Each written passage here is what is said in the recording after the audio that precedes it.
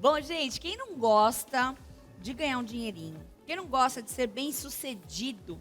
Quem não gosta, né, de estar bem de vida? Chegar aquele amigo, falar, e aí, como você tá? Tô bem na fita, né, como diria por aí. Mas, gente, nem sempre são flores. Quem gosta de vender? Nem todo mundo tem esse tino. Mas o meu convidado de hoje, o Paulo César, que é empresário, tem e muito tino para venda e vai falar um pouquinho para a gente hoje como que a gente pode superar, né, qualquer problema vendendo alguma coisa. Tudo bom, Paulo? Tudo bem, é um prazer enorme estar participando do seu programa. Obrigada. Queria agradecer pelo convite, a toda a emissora, a sua produção, pela recepção que me deu. E vamos aqui hoje comentar um pouco sobre a minha história, sobre que momento da minha vida aconteceu essa situação de vendas, né? Que até o próprio meu livro fala, que é uma herança que eu herdei dos meus pais, né? Teu pai era vendedor? Meu pai, ele vem de uma família do meu avô, que também é homem de venda. Tá. E desde muito pequeno eu acompanho ele na área de móveis, que ele era do ramo moveleiro. Ah, Meu livro, ele dá uma trajetória de todo esse período, né? Onde, de fato, foi uma das primeiras profissões minha. tá. Eu trabalho com móveis e logo na sequência disso eu virei a chave. Em algum momento do livro você vai ver isso. E eu vou para a área de imóveis, que é onde eu tenho uma carreira de mais de 20 anos. Né? Legal. Com know-how na área de lançamentos. E meu pai sempre trabalhou com vendas, então, para quem trabalha com vendas e entende um pouquinho melhor disso, sabe o que é uma pessoa sair de casa e controlar suas contas e seus compromissos dependendo de vender alguma coisa, para muitas das vezes levar o sustento da sua família, pagar uma faculdade do seu filho. Sim. E honrar com os compromissos dentro de casa, né? Eu brinco, falo, né, que todo mundo é vendedor, né? Todos Sim. nós somos vendedores, todo mundo tá vendendo alguma coisa. E que o vendedor é o cara que ganha mais. Porque é o cara que faz seu salário. Então vai depender de você. Você concorda com essa Eu concordo essa com frase? você, mas pena que muitas empresas não entendem isso, né? É. Muitas empresas, muitas das vezes, não entendem que quem tem que ser bem remunerado tem que ser o homem de venda mesmo, que é a pessoa que está ali com a barriga no balcão, né?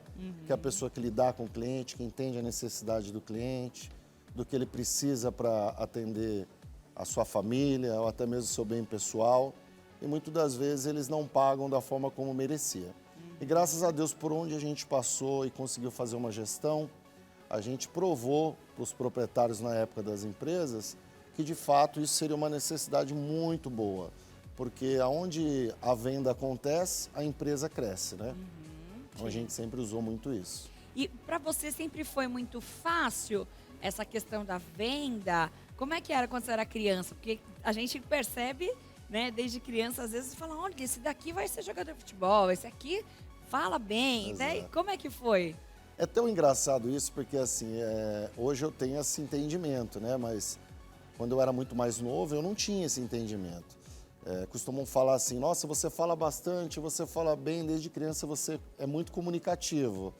E a minha mãe já falava ao contrário, Paulo, você fala demais e tal, já queria me pausar. E o meu pai sempre falando, esse é um dos melhores vendedores do Brasil. Hoje eu tenho o melhor vendedor do Brasil em casa. Então ele sempre profetizou muito isso, a minha pessoa, né? E minha mãe, de uma área completamente diferente, minha mãe bancária a vida inteira, uma moça que entrou num trabalho muito jovem, foi o único emprego dela, saiu do banco aposentada, então teve uma carreira brilhante dentro do banco. E meu pai sempre na área de vendas, na área moveleira, como eu te falei. E para mim foi muito legal porque enquanto muitas das vezes finais de semana meus primos estavam na casa dos meus avós ou indo para parques, eu estava indo com meu pai trabalhar na loja, que para mim era uma diversão, porque eu gostava daquilo, sabe? Eu estava vivendo uma situação que para muitos poderia ser sofrida e para mim era uma diversão. Passar um dia com ele numa loja, abordar clientes na porta da loja. Naquela época, me lembro que eram prospectos que a gente entregava como se fosse um jornal, né? Que tinha os anúncios ali. E eu, muito novo, ficava na calçada chamando as pessoas. E as pessoas falavam, tão novinho, já parando a gente, querendo trabalhar. E Isso era um marketing ali, não isso era um marketing, eu acho que Era um bom marketing. podia ser por lado do meu pai, mas por inocência minha, né? Porque eu gostava mesmo. E meu pai, ele tinha um nível de aproveitamento muito fora da realidade, sabe? Então, muitas das pessoas paravam naquele momento para entrar e dar um ouvido à procura de um sofá ou de alguma coisa. E muitas das vezes eu era impactado em ver que meu pai tinha vendido ou tinha vendido uma casa completa para uma pessoa. Muitas das vezes a pessoa só estava passando ali e nem queria nada. Olha. Então eu fiz parte de uma ajuda de alguma coisa. Então aquilo me deixava muito feliz naquele momento, sabe? Sim. E eu ficava impactado. Eu falava, nossa, esse homem, eu tinha ele como minha referência, né? Esse homem é um dos melhores vendedores do país. Não é possível, né? Eu pegar uma pessoa na calçada, colocar para ver um sofá dentro da loja e ele ali vender na hora, né? Você com 17 anos, você teve aí o teu primeiro imóvel? Então, logo para chegar nesse estágio, eu, com 15 anos, meus pais fizeram uma emancipação. Tá. Porque naquela época tinha uma dificuldade muito grande de você pôr uma pessoa para trabalhar legalmente dentro de uma loja se ela não tivesse uma carteira registrada, né? Então, meus pais fizeram uma emancipação com 15 anos e logo ali, então, eu já comecei a trabalhar. Então, obviamente que eu não tinha o mesmo entrega e resultado do meu pai, mas eu me esforçava muito para chegar próximo ou igual. Tá. E dentro desses 2 anos eu fui buscando uma notoriedade, sabe, de resultados dentro da empresa. Fui me destacando, até pela minha idade, as pessoas falavam, nossa, quando ele não está em segundo, ele está em primeiro. Eu ficava sempre aquilo, né? Tá. E eu me cobrava muito para ser o primeiro, porque eu queria dar um orgulho para o meu pai, porque para mim ele sempre foi o campeão da loja, ele sempre era o campeão. Nessa época ele já tinha avançado, já estava de gerente e muito mais.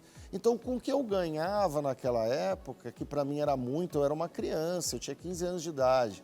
Diferente de hoje, que você vê as mulheres, os homens de 15 anos hoje são tudo gigantes, né? Verdade. Com filhos e tudo mais. Naquela época, quando eu falo aquela época, eu falo de 20 e poucos anos atrás. Eu tenho 41 anos. O meu pai falou, nossa, você ganha salário de gente adulta.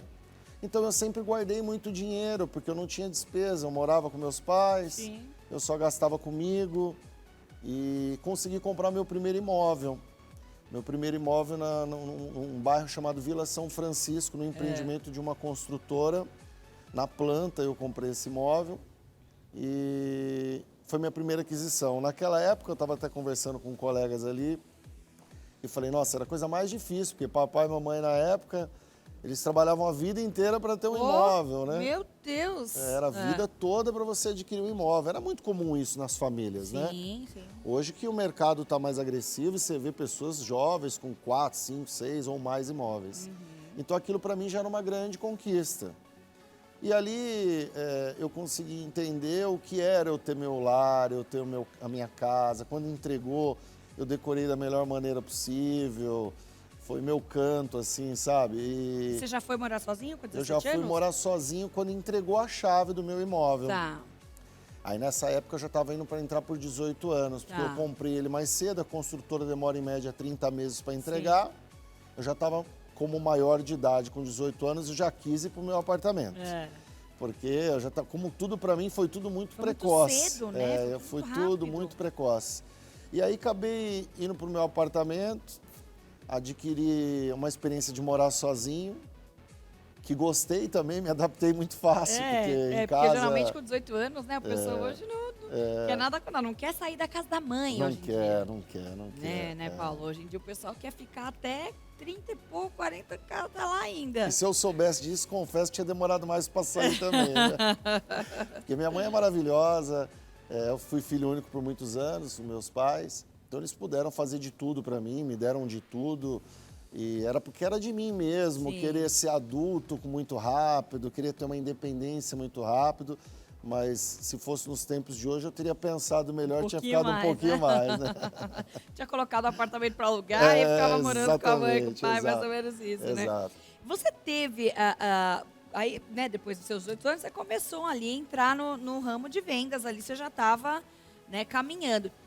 Quando você começou a crescer, começou a ganhar espaço, você teve dificuldade para liderar pessoas, para estar na frente? Como é que é pra você? Porque quando você se destaca muito, você incomoda as pessoas. Sim. Né? As pessoas não gostam muito de quem se destaca, então, Sim, sim. às vezes tem ali um problema. Como é que foi pra vocês, Paulo? Não foi fácil. Não foi fácil porque quando eu entrei no ramo de imóveis, nessa fase eu já estava indo para uma área de imóveis, você sabe que meu ramo naquela época, as pessoas, elas se negavam a ajudar a próxima, né? Isso tem muito ainda.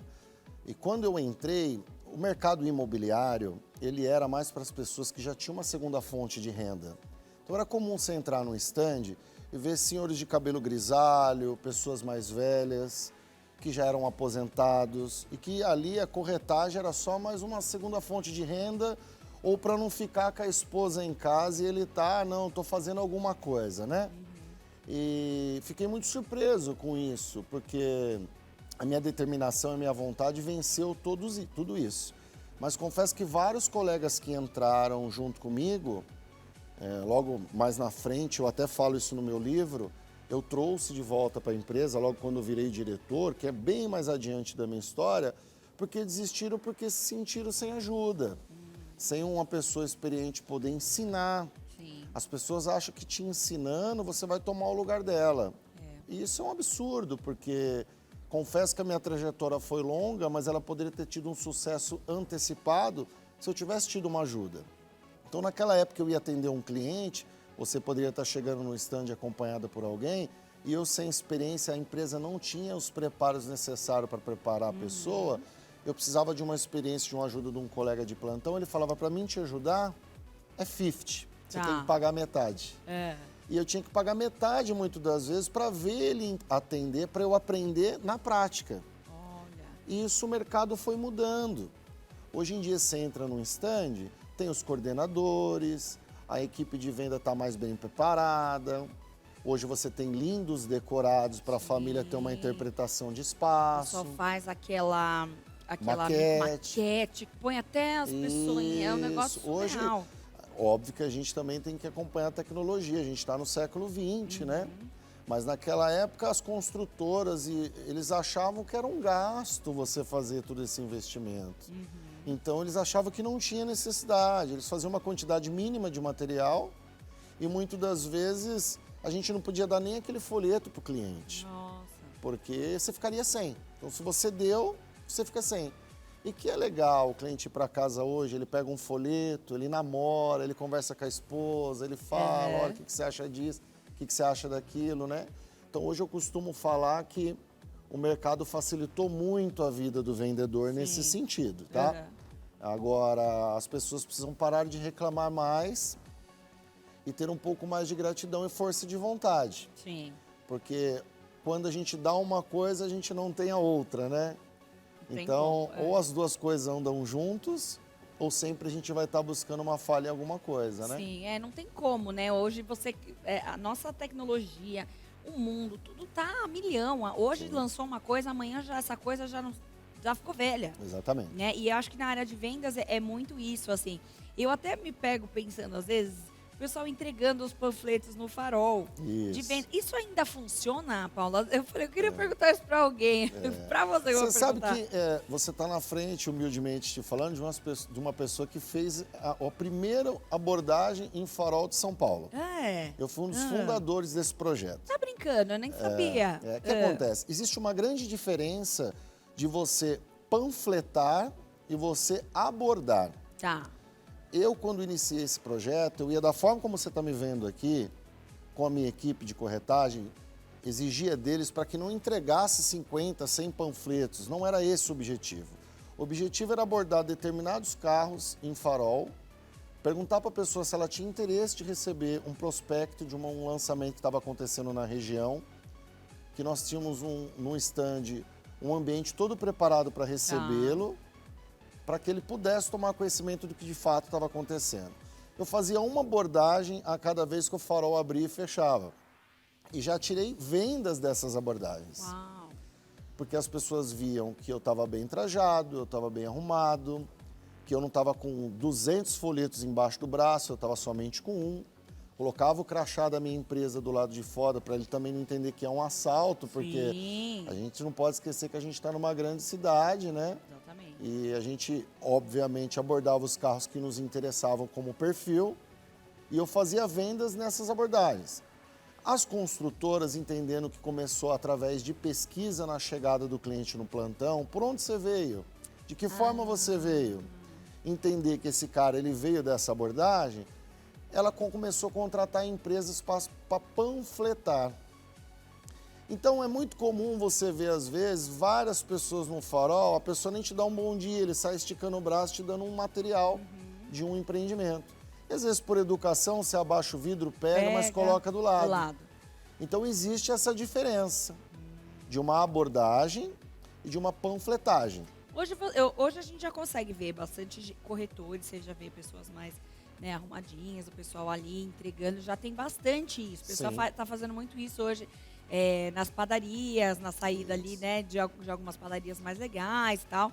Então, ainda funciona esse tipo Você de... vê como que é o mercado, ele está sempre se atualizando. Na nossa época, quando a gente usava esses pontos de venda que a gente chama, que é uma padaria, um supermercado, a gente conseguia esse espaço através de um relacionamento. Sim.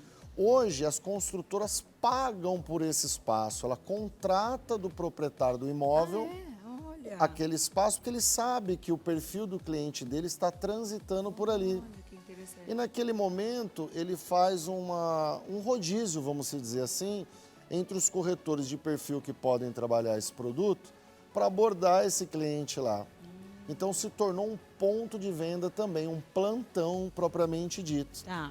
Então, além daquele plantão que você vê, onde está a maquete, está o decorado, existe uma estratégia de vendas no qual esses clientes podem ser abordados nesses locais.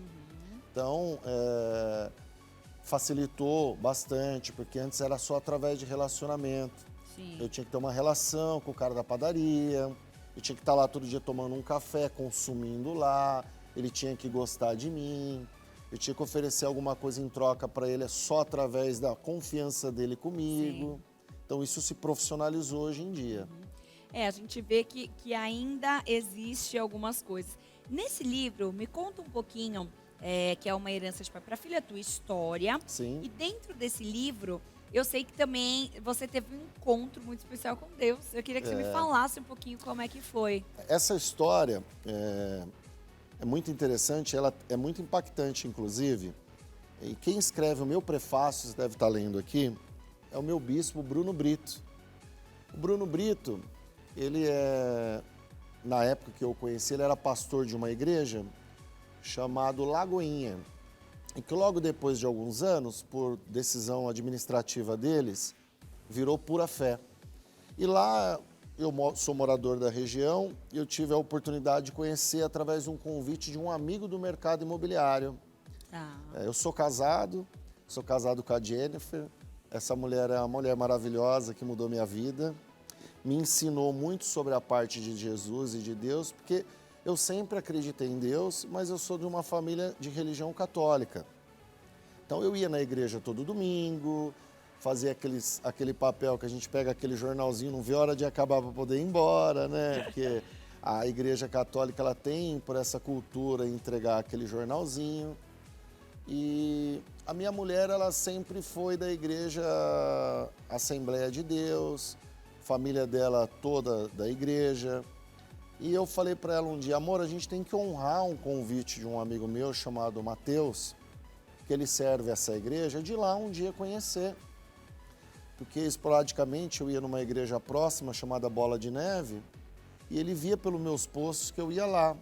E quando eu fui lá atender esse convite dele, eu fui muito impactado. Nessa igreja, de fato, eu me encontrei.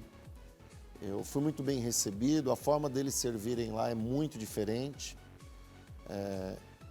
Esse pastor, ele é um homem diferente, um homem de Deus mesmo assim. O negócio dele é servir com excelência. E lá dentro eu fui impactado, falei para ela, alguma coisa está acontecendo diferente aqui dentro. Eu preciso retornar aqui. Retornei algumas vezes. Nesses meus retornos, um belo dia o pastor desceu do altar e foi na minha direção, eu no meio das pessoas sentado, e falou que Deus tinha um recado para mim. e que era para eu procurá-lo.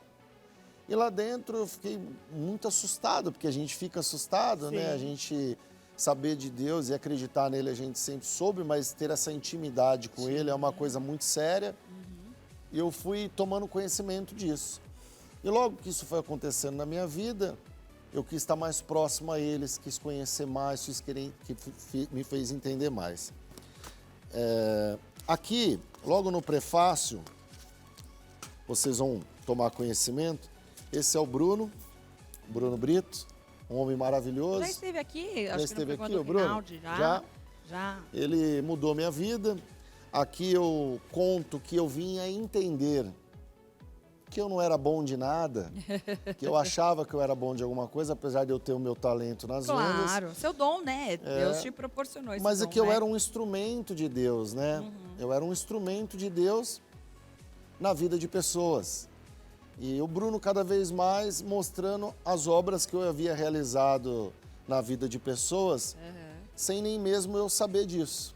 Uau. Então, tem uma virada de chave aqui, na onde que eu, no momento, eu me batizo. Legal. Sou batizado lá, por ele e pela esposa dele. Casei. Que legal. Casei lá, com o meu pastor me direcionando os caminhos corretos. Não tinha um entendimento, né, de que você não estar casado, você comete tinha pecados algumas bíblicos, questões, tinha algumas questões mais delicadas. E Agora me fala uma coisa, só pra gente finalizar aqui. O que é ser rico pra você?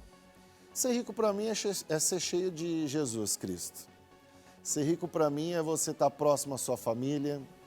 Ser rico para mim é você não destratar ninguém, é você cumprimentar todos por igualdade, você entender que você está aqui por passagem e que bens materiais a gente vai ganhar sempre, porque a gente vai se destacar e vai trabalhar para isso.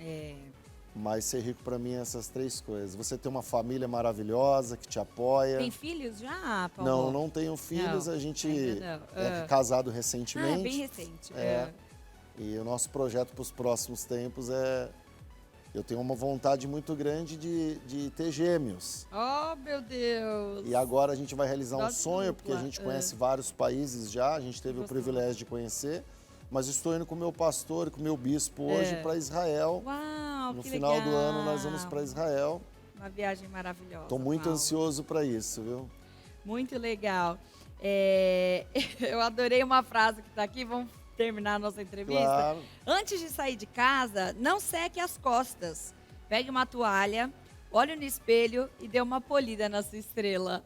Muito legal, muito bacana. Eu quero que você deixe seus contatos pra gente. Quero te agradecer.